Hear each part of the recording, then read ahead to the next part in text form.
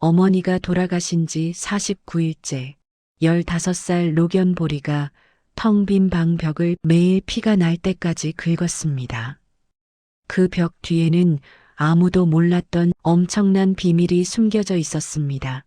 과연 어떤 일이 있었는지 사연 시작합니다. 여러분의 구독은 이야기 제작에 힘이 됩니다. 경기도 수지의 한 낡은 아파트. 어머니가 돌아가신 지 정확히 49일이 되는 날이었다. 준석은 여동생 혜진과 함께 그곳을 찾았다. 힘들게 두 남매를 키워오신 어머니의 유품을 정리하는 일이었다. 12년 전 아버지를 여의고 홀로 이 낡은 공간을 지켜온 어머니. 치매가 깊어지면서도 끝내 떠나지 않았던 그 방. 자식들은 이제 그 마지막 흔적들과 작별을 고해야 했다. 그런데 그 조용해야 할 오전, 예상치 못한 소리가 방 안을 가득 채웠다. 긁는 소리였다. 날카롭고 집요하고 멈추지 않는 소리. 소리의 주인은 보리였다. 어머니와 15년을 함께한 노견. 이미 관절이 굳어걷는 것조차 힘겨운 늙은 개가 어머니의 방 한쪽 벽면을 향해 발톱이 깨지도록 긁어대고 있었다. 피가 맺혔다. 그래도 멈추지 않았다. 준석은 처음에는 단순한 노견의 불안 반응이라 여겼다. 주인을 잃은 개가 낯선 사람들로 가득 찬 공간에서 혼란을 느끼는 것이라고. 그러나 이상한 것은 보리가 방 안 어디서나 짖는 것이 아니라는 점이었다. 녀석은 오직 한 벽 앞에서만 저렇게 미친 듯이 긁어댔다. 그 순간 혜진이 입을 열었다. 어머니가 살아계실 때의 기억이었다. 보리는 늘 저 벽 앞에서 잠을 잤다. 다른 어느 곳도 아닌 바로 저 벽 아래. 마치 무언가를 지키듯이. 그리고 준석의 기억 속에도 어머니의 모습이 떠올랐다. 치매가 깊어진 이후 어머니는 매일 밤이면 저 벽 앞에 서 계셨다. 손가락으로 벽면을 천천히 쓰다듬거나 손톱으로 무언가를 적는 신용을 하셨다. 그리고는 아무도 알아들을 수 없는 말을 중얼거리셨다. 자식들은 그저 병이 깊어진 탓이라 여기고 가슴 아파하는 것으로 그쳤다. 그런데 지금 어머니의 분신이나 다름없던 보리가 그 벽을 부수려 하고 있었다. 15년을 함께 살아온 늙은 개의 마지막 기력을 모두 쏟아붓는 것처럼. 준석은 벽을 바라보았다. 오래된 아파트 특유의 누렇게 바랜 벽지. 그 안에 무엇이 있는지 그때까지 아무도 궁금해하지 않았던 공간. 준석의 가슴 어딘가에서 이상한 확신이 일어났다. 어머니는 정신이 나가서 저 벽을 긁은 것이 아니었다. 어머니는 무언가를 지키고 있었다. 준석은 성공한 사업가였다. 서울 강남 한복판에 사무실을 두고 수십 명의 직원을 이끌며 남들이 부러워하는 삶을 살고 있었다. 그러나 그 번듯한 외양 뒤에는 아무에게도 말하지 못한 10년 전의 기억이 있었다. 2014년 가을, 준석의 회사는 거의 무너지기 직전이었다. 무리한 사업 확장과 연이은 거래처 부도가 겹치면서 법인 통장은 바닥을 드러냈고 수억 원의 채무는 갚을 길이 없었다. 직원들에게 급여를 주지 못하는 날이 이어졌고 준석은 밤마다 잠을 이루지 못하며 사무실 바닥에서 뜬 눈으로 나를 지새웠다. 그 막막한 시간 기적이 일어났다. 정체를 알 수 없는 익명의 계좌에서 거액이 송금된 것이다. 이름도 없고 메모도 없었다. 오직 금액만 있었다. 준석은 그 돈으로 가까스로 회사를 살렸다. 이후 어떻게든 그 돈의 출처를 찾으려 했지만 끝내 확인할 수 없었다.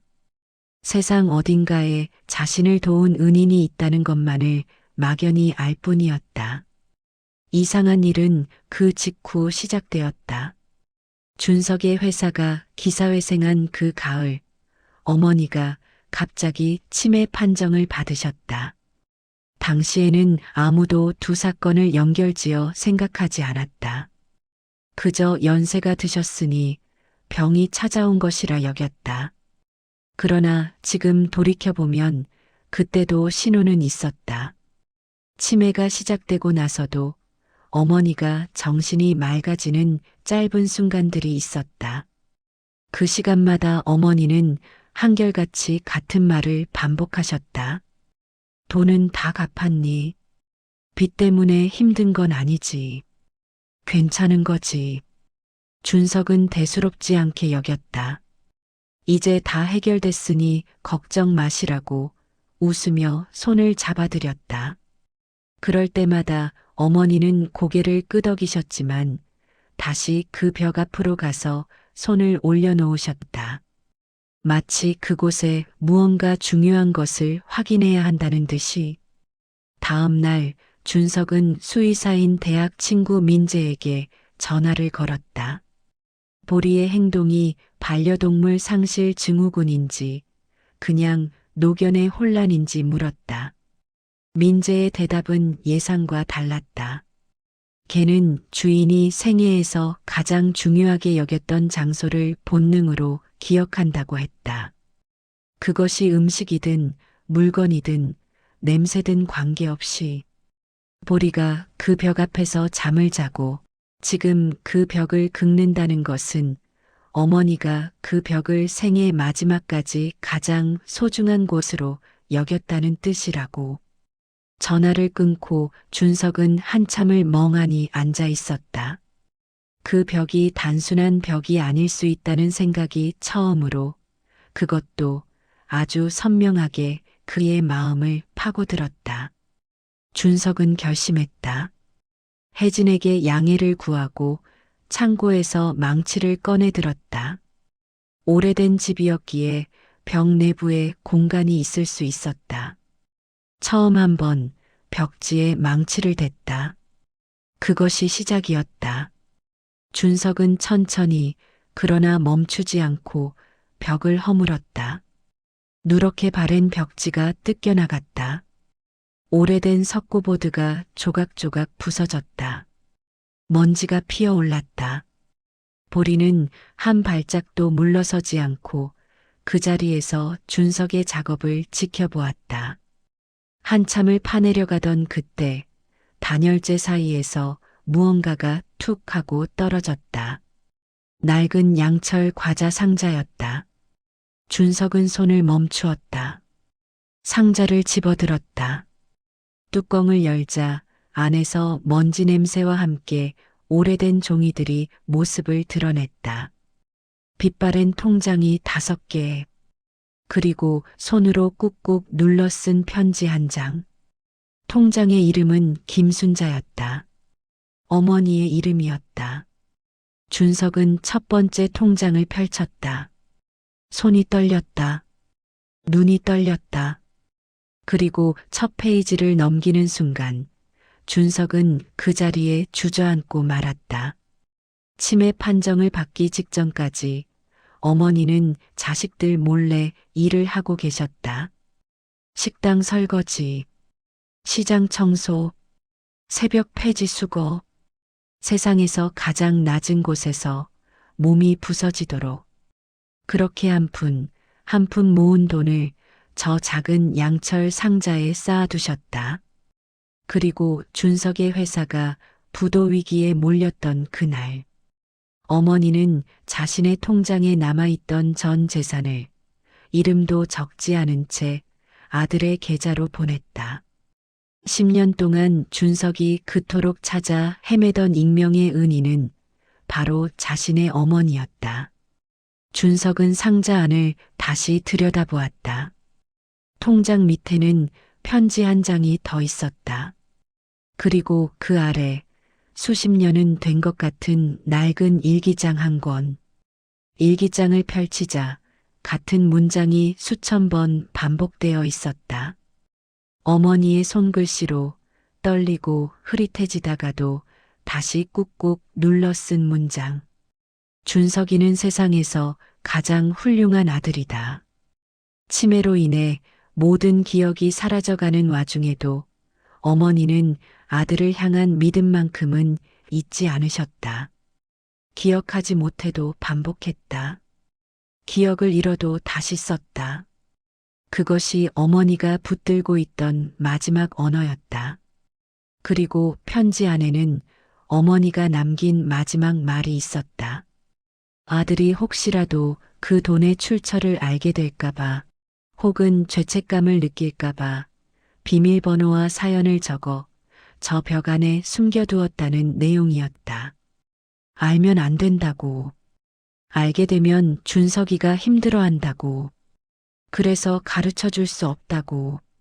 어머니가 매일 밤 벽을 긁으신 이유가 비로소 분명해졌다.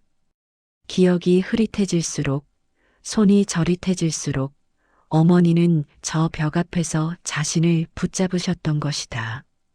이 비밀만큼은 내가 지켜야 한다고. 아들이 알면 안 된다고. 준석은 오래도록 그 자리에 앉아 있었다.